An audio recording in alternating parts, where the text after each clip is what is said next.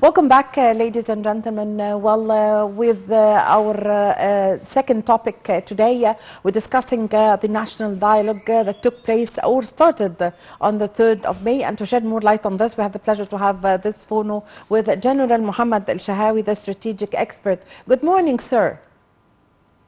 Hello? Yes, good morning, Miss Amal.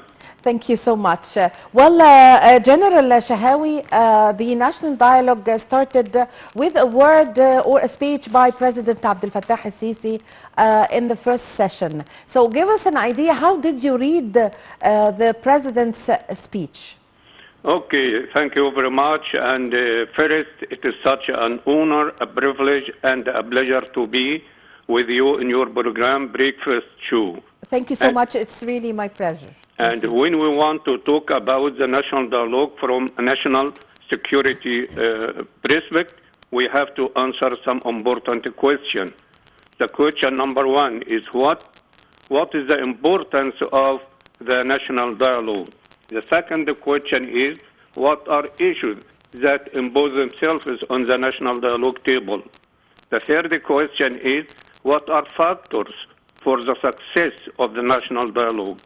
The fourth one is about the messages in the President Abdel Fattah al-Sisi speech as the opening session of the national dialogue.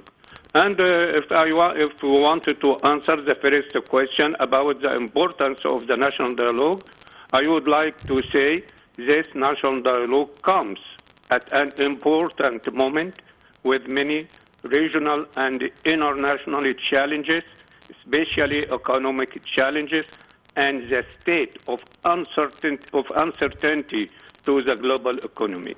Second, the national dialogue came up with a presidential invitation, which it means that it's important to provide results commensurate with the invitation cooler. If we wanted to talk about the issues, I want to say that there are a number of issues that impose themselves on the national dialogue table, such as the youth issues, especially the issues of unemployment, equal opportunities, and political action, where the youth should have their opportunity according to their capabilities. The second issue is about justice, and justice must have special priority. The third issue is the population issue that will be one of the most important issues to be addressed by the sessions of the national dialogue. And the last issue, and the most important one, is about issues of political rights and freedom. We know that there are three axes: political, economical, and societal issues. And if we wanted to move to the factors of success of the national dialogue, I want to say there are many factors that have caused the success of the national dialogue, including, first, the President respond to the proposal to continue full judicial supervision of election and referendum. And this is very important because this supervisions would be expired on January 17th, 2024. Secondly, the activation of the Presidential Pardon Committee and release of a number of pretrial detainees. Thirdly, inviting all Egyptian parties and experts to participate in the dialogue. And lastly, support the participation of youth, the release, and the representatives of various social groups and the Egyptian intellectual and the political schools. Yes. If we go to the President Abdel Fattah al-Sisi messages at the opening session of the national dialogue, I wanted to say, number one, the first message is difference of opinion doesn't spoil the cause of the homeland.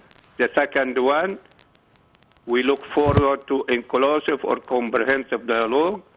And the third one, we set a roadmap for the future and line up for the action. And I think our president looks forward to a comprehensive, effective, and lively and vital national dialogue that include opinions. Yes. And Egypt possesses the competences of minds and sincerity of intentions, which makes it one of the developed countries.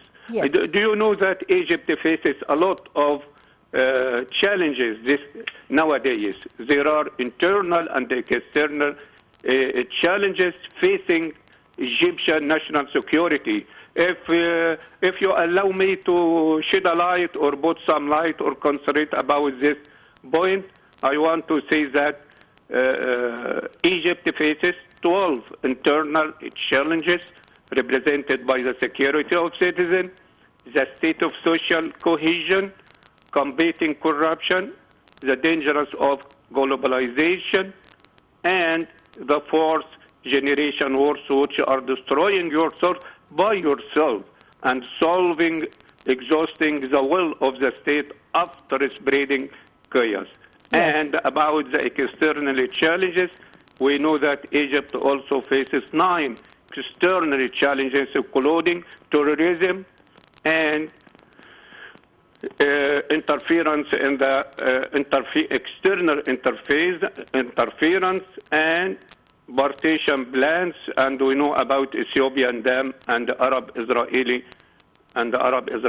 conflict and the Arab-Iranian relation. I think Egypt succeeded in facing all these challenges, and for that reasons, I wanted to say Egypt, as it succeeded in eliminating terrorism and also made a lot of mega projects in all over Egypt. Yes.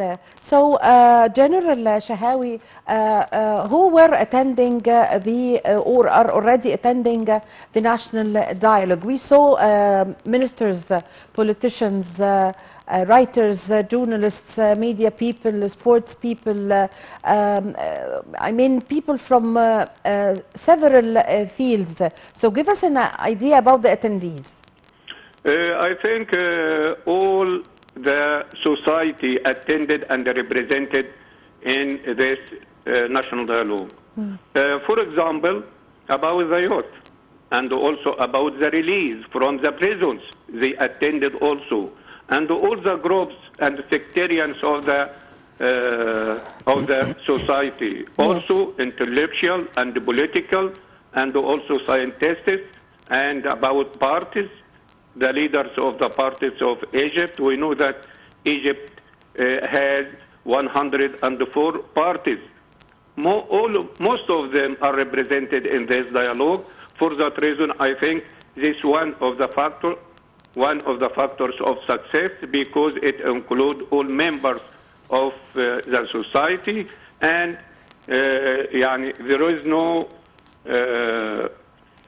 differentiation between any of them. And as head of the technical secretariat of the national dialogue, yes, Councillor Mahmoud Fawzi said, the competition offers the priorities of the national dialogue and also general coordination of the national dialogue. Dia Rashwan said, yes, he said that there are issues agreed upon, which are the constitution, the state's foreign policy and the national security.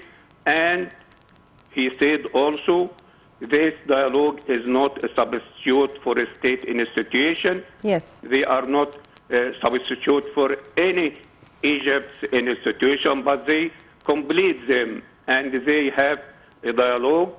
And in this dialogue also, we have to say that a very important point.